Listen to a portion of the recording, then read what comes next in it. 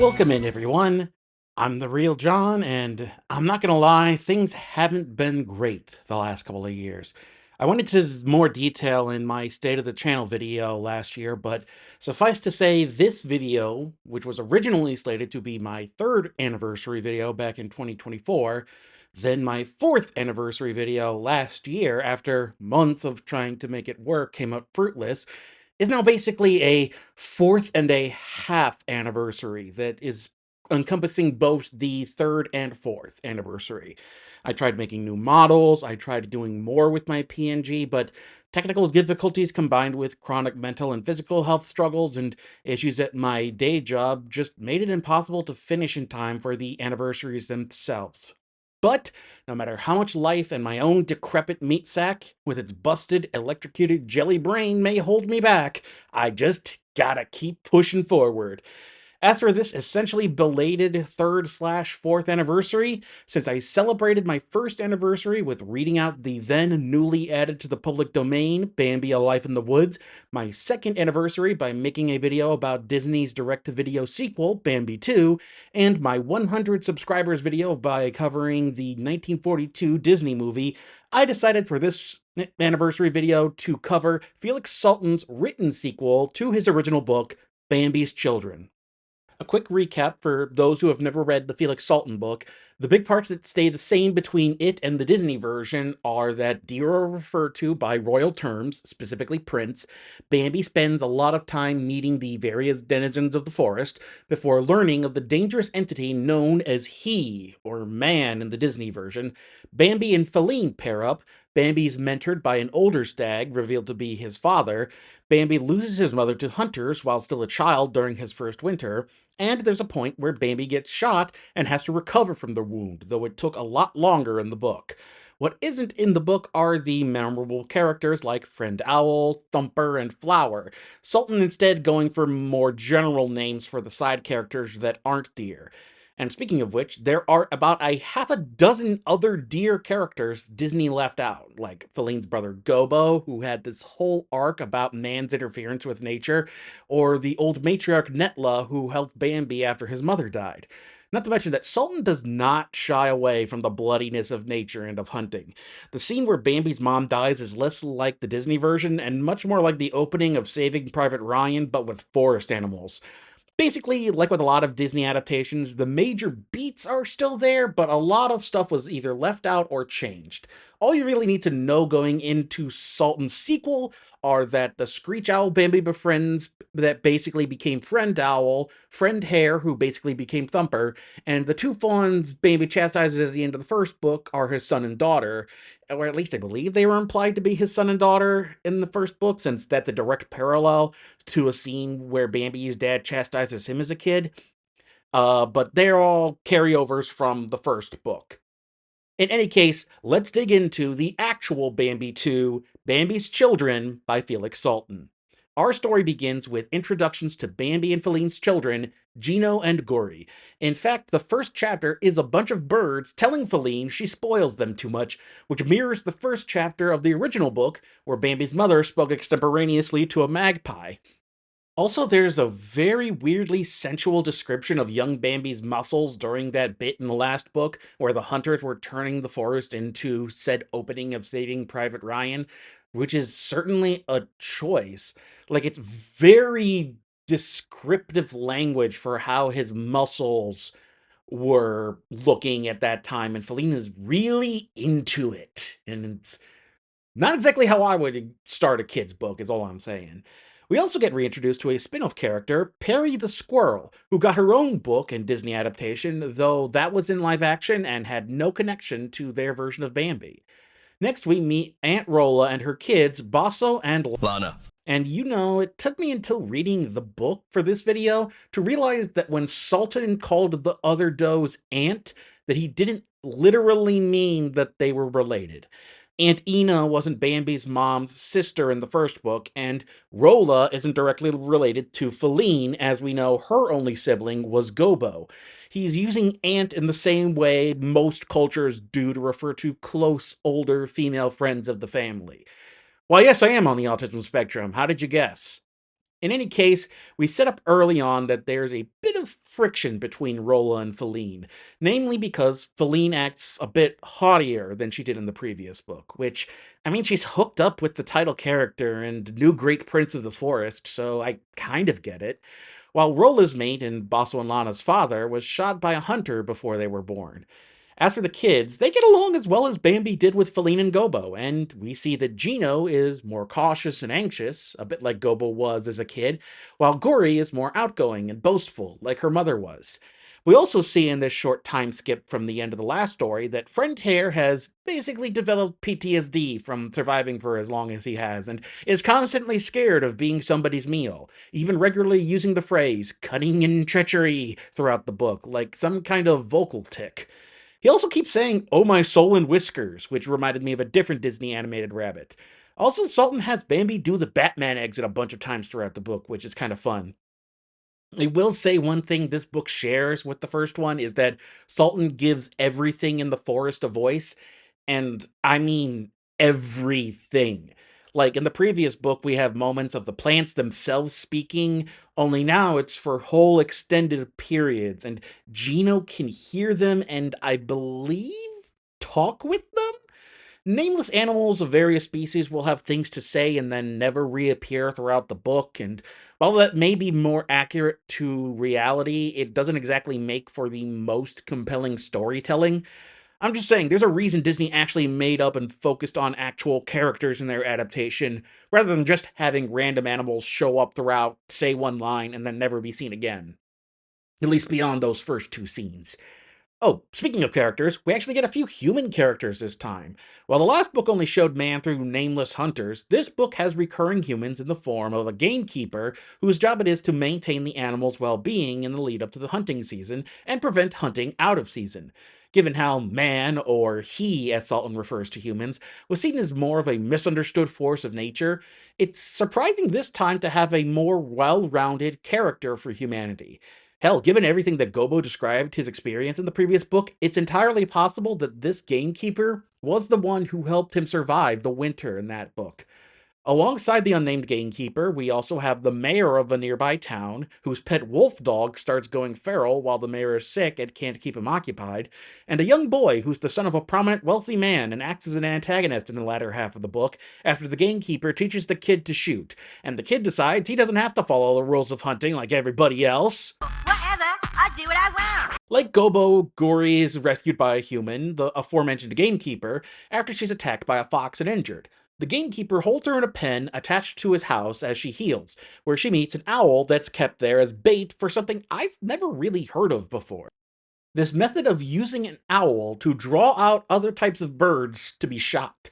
It's not practiced anymore, at least not legally, but it did serve as this insight into how gamekeepers would do their job back in 1930s Europe, and the owl served as a good springboard for Gory to think about the differences between the safety and security of captivity versus the freedom of being wild, as the owl was tired of being a tool of the gamekeeper and would gladly accept death as an escape if he couldn't be wild and free again.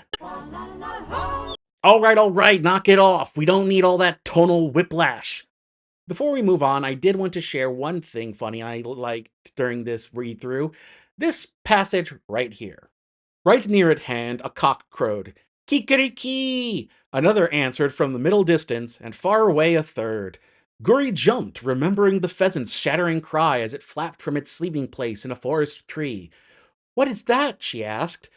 "That," the horned owl looked very fierce, "that's the stupid yowling of the most stuck-up, pompous fathead of a bird I know. That is the domestic fowl, so-called, the male of this species. You'll see later on. He'll go strutting by here with about 14 wives for whom he does nothing whatsoever, looking as though he was lord of the air. I want to tell you," the horned owl said, blinking his eyes very rapidly and cutting each word short with a snap of his beak, "I'd like 5 minutes alone with him. Just 5 minutes." I don't know, something about becoming a VTuber and joining this space made that passage really funny to me. In any case, Bambi goes off to find Gory and begins training her to jump over the pen like he was able to do, And that's completely subverted by the gamekeeper just letting her go.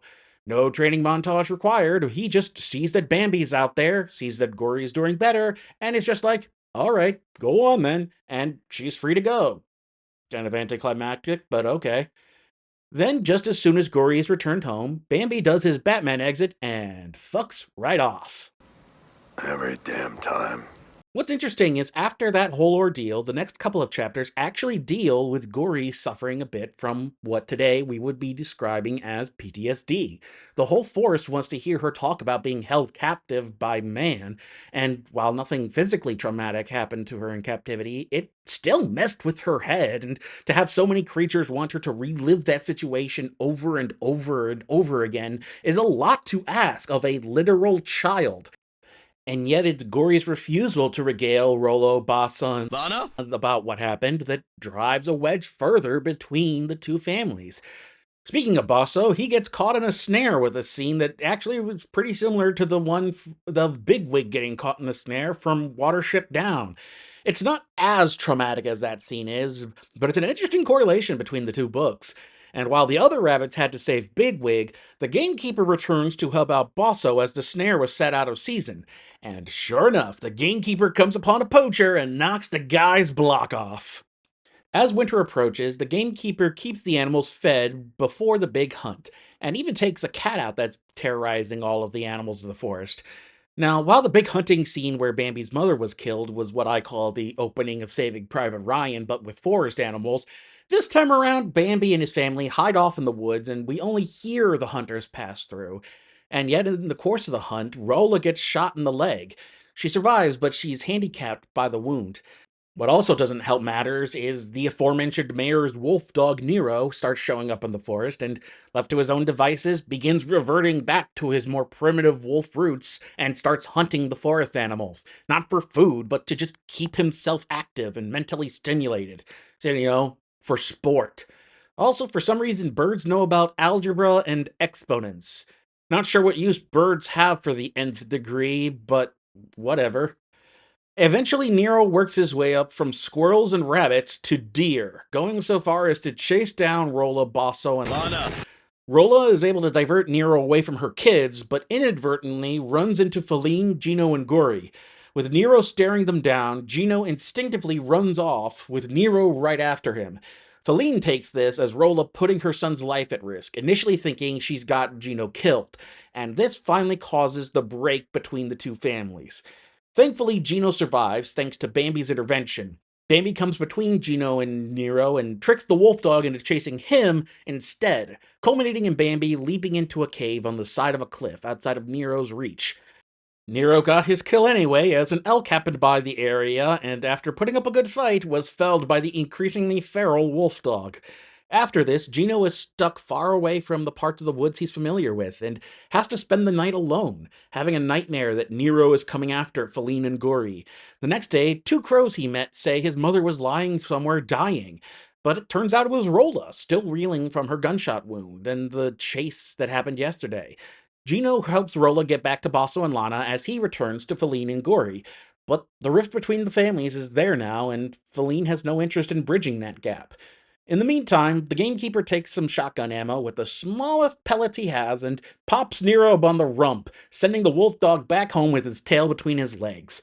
The gamekeeper then meets with the mayor, now on the mend, and informs him of what's been happening. The mayor is disappointed in Nero, but knows it was due to his own illness that Nero felt the need to keep himself busy, and now that the mayor is feeling better, things should go back to normal. While Gory and Gino are hesitant to simply cut off their longtime friends, Feline is very nonchalant about the whole thing, saying they can just make new friends, as if it's that easy.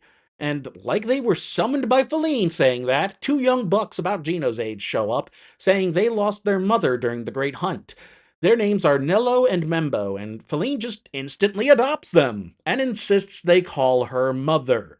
Like, maybe she has sympathy for their situation after seeing it happen to Bambi and so many other deer, but to just be like, not only do you live with us now, but I insist you call me mom, feels like a lot to put on two orphans.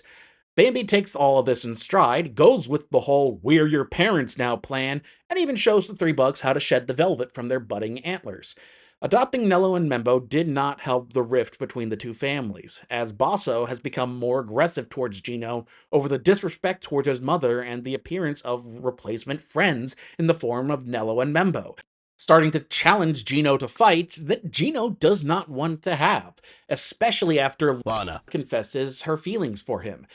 But no sooner does she do that, does Basso challenge Gino another time, only this time Gino accepts and wipes the floor with Basso, sidestepping him and slamming his budding antlers into Basso's side. Basso leaves humiliated and Lana leaves furious. As all that is going on, we meet a new buck, Ate, who mainly comes by to try and rizz up Guri, who is not impressed with him at all. There's also this great line from Guri around this part where she says, "I sometimes think males shouldn't think. They need all their heads for growing antlers." It's a cute line. I got a chuckle out of it. We also learned that the animals know about Aesop's fables and that they're apparently canon to the universe. Not sure how that works. While everyone else was proud of Gino, Bambi especially, for showing restraint in the fight, Gino did not like having to fight Basso. He only did it because he thought it would help Basso to get over his anger, but now Basso's still upset, and Lana wants nothing to do with him mere moments after she had confessed her feelings for him. Off on his own, Gino sees the fox that attacked Guri try to attack a heron, and lose an eye in the process. He also finds a finch nest with two overworked finches trying to feed a baby twice their size. Salten later reveals through Ate and Feline what anyone with passing bird knowledge could see, that the finches were victims of a cuckoo, and that the giant baby they had been caring for was never really theirs. Still, this section did give me a relevant nugget of wisdom. You're important too. Don't forget. Gino says this to the overworked finches, but at the time I felt mentally exhausted. This spoke directly to me.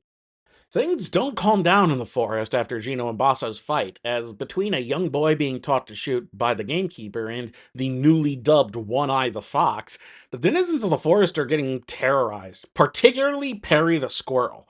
The gamekeeper attempts to stop One-Eye by pulling the Amos Slade maneuver from The Fox and the Hound, yet another Disney connection I was able to make while reading this book, but all that does is turn One-Eye into a roving killer.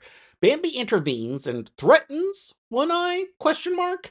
He invites One-Eye into his cliffside cave, but it's never clear if he's threatening One-Eye to a fight or actually opening his space for the two of them to talk. But the fox chills out afterwards. As summer approaches, the hunting season is open, but Ate reveals he's this hippie deer. He doesn't believe in taking precautions from hunters, and that fate will decide when he dies. He still tries to rizz up Gori, who is a bit more receptive, though does not reciprocate. She is scared for his well-being after hearing gunshots, though Ate was not the one hit this time. It was Basso. Isolating himself after losing to Gino, Basso gets hit by the young boy the gamekeeper was teaching, and Bambi helps him out the same way his father, the old stag, helped him out in the first book. Basso survives, and Bambi takes him back to his mother, and then scolds him for not being more attentive and careful. Not exactly how I would have handled someone who just got shot in the chest, but you do you, Bambi. Unfortunately, the fact that Basso survived pissed off the boy, who's the son of one of the wealthy elites in the nearby town, and determined to bag himself a deer, the boy shoots Ate, a fact that Salten teased ahead of time. The gamekeeper scolds the boy for shooting a buck that young, and the boy sasses him back, leading the gamekeeper to pull a gun on the boy to try and scare him. And when the boy still sasses him, the gamekeeper straight up smacks him across the face and says, "Go tell your dad what I did." Now that's a power move. Perry breaks the news about Ate and Basso to Gori, and after all these ordeals, the families make amends and start interacting again. Meanwhile, the boy did tell his father what the gamekeeper did, and the father did the exact same thing to his other cheek. The boy, now fueled with spite and petty vengeance, stole one of his dad's guns and was determined to hunt every deer he could. Bambi does his best to protect the deer by using the birds and Perry to deliver warnings whenever the boy would show up. It worked until one morning when our two families were hanging by the pond in the meadow, and there were no means of alerting them to the boy's presence. In desperation, Bambi charged at the boy and ran him over, freaking him out so much that the boy dropped his father's gun and never returned. The book ends with the now yearling children being told it's time for them to be on their own, with Bambi promising Gino to teach him in the ways of the forest. With her nest empty, Feline sees the same finches Gino did as their now gigantic child has left the nest.